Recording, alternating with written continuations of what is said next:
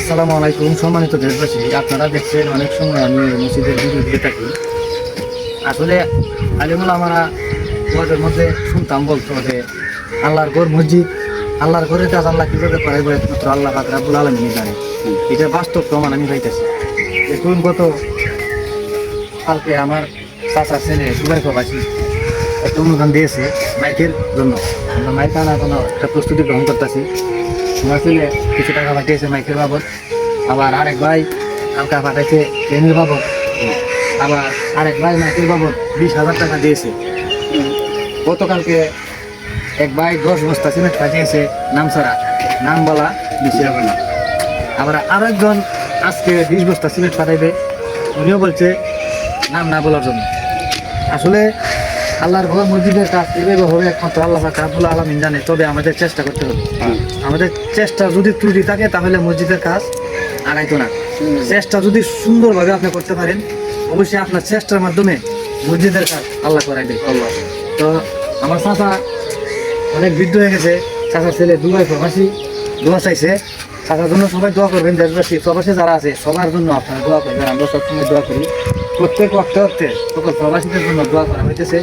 তাছাড়া যারা এই মসজিদে দান করতেছে আরও করবে, সবার জন্য আমরা দোয়া করি। দেশবাসী সবাই দোয়া করবেন আর ভিডিওটি শেয়ার করবেন। আপনারা এই ভিডিওর মাধ্যমে আপনার একটা শেয়ারের মাধ্যমে অনেকেই ভিডিওগুলো দেখে।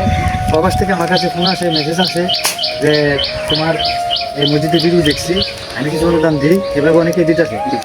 এই জন্য আমার কিছু বলো। আসসালামু আলাইকুম। আমরা এই মসজিদ করতে গিয়ে বিভিন্নভাবে আমরা মানুষের কাছ থেকে সহায়তা পাইতেছি। আমরা আমাদের এই মসজিদের জন্য যারা শ্রম দিচ্ছে তাদের জন্য আপনারা দোয়া করবেন। আমি আর কি বলবো, আপনারা যারা এই ভিডিও দেখছেন আপনারা আমাদের প্রতি একটু সহানুভূতি রাখবেন এবং চেষ্টা করবেন আমাদের সাথে সহযোগিতা করার জন্য। ইনশাল্লাহ আমাদের মসজিদ খুব দ্রুতভাবেই হচ্ছে।